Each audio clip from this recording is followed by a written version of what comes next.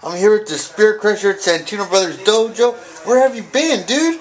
I've been living in the real world for the last couple of months. Unfortunately, as some people know, that you got to have a real job and everything like that to survive sometime in life. And with a new job comes probation, as they like to call it, and with that comes responsibility. And my job in particular is I'm a school bus driver, so I'm channeling the youth. I am making an influence on all your young kids out there to say their prayers, eat their vitamins, and drink their milk, as the Blue Blazer would say. The Blue Blazer. All right, let me ask you, Damien. Going into the sport of professional wrestling, and you just mentioned it, you got to have your job, and your job's, I guess, to support your wrestling habit. You know, what would you tell a young wrestler just barely getting into the business, not knowing what you know now?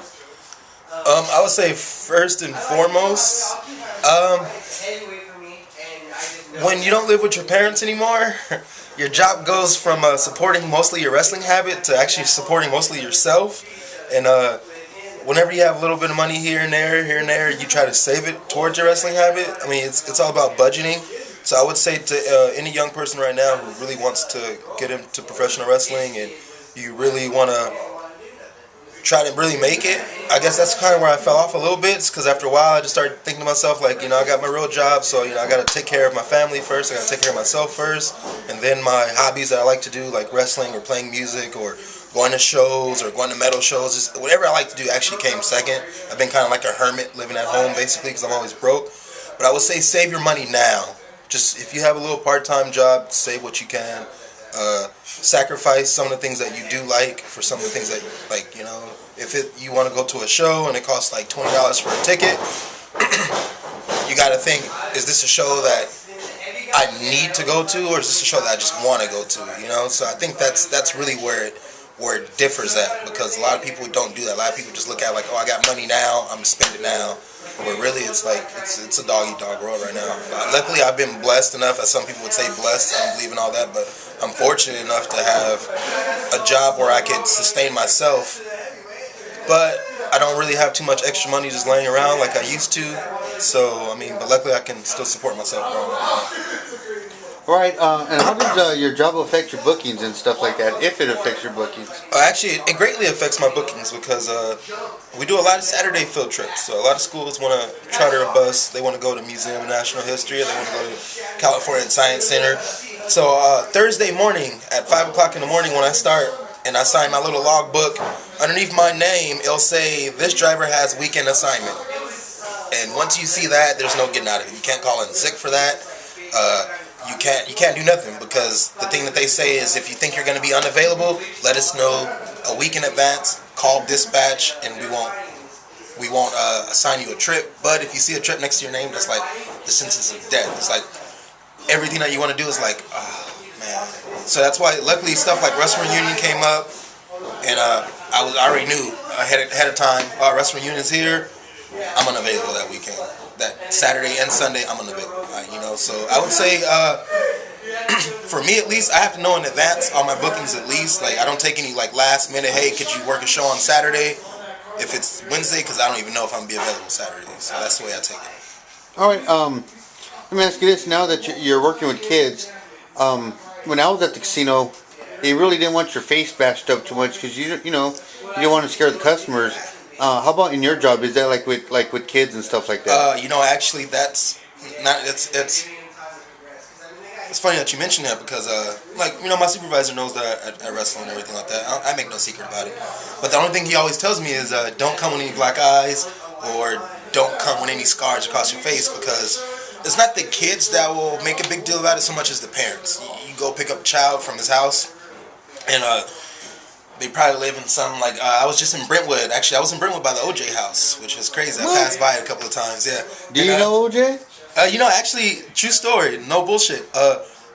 OJ's mom's mom and my grandma are second cousins. Oh, like, come on. I swear to God, we have family reunion footage of OJ at our family reunion. Like, it's crazy. And so would you say you're in a cold 66er? Yeah, she pretty much got 60. They both got 60. She got 1.6 and Goldman got the other 6. That's morbid. No, actually, going back to the topic, I would say that, Yeah, if a mom sees me in like a neighborhood like Brentwood and she's some like middle-aged white woman come live in a multi-million-dollar house and her bus driver picks her up and I have a bandage on my head and it's still like leaking little bits of blood from the night before and stuff and big black eyes, she's pretty much gonna be probably not want her kid to ride and she's gonna call and make a complaint. Can't you just say you're defending an old white lady? I think if I say I was defending an old white lady, that would be even worse because then she'll say I was racist. I'm defending a white lady, like, you know. If I say I'm defending an old lady, man, it wouldn't be so bad. But yeah, seriously, as far as since I have a public service job, so the way my face looks actually plays a big part. Like, you know, like I could mess up my back. Well, I'm a little surprised they don't put a mask on you. Seeing that they see your real face. Oh, well, why would they want to cover up this booty? Oh, man. Why would they want to do that? This is a reminder to everybody what you could look like, you know? You try a little hard, you could get this, you know? But seriously, I would say, yeah, it's having a job where you got to interact with customers, maybe having like 3 black eyes, a bandage. 3 black eyes? I mean, I don't think I've ever seen that before. Exactly, it's like but stuff like that. Like, you know, like you'll probably never see me doing something like a death match or something like that on a Sunday when I got to go back to work 5:30 the next morning, like 5 o'clock the next morning. So it's like, yeah, you just won't see that. Maybe during spring break or something. All right, now let me ask you, what are some of your goals in wrestling? When I first started, the main goal was to, I guess, not get hurt as much as some other guys complain about. Like, you know, that was actually my main goal.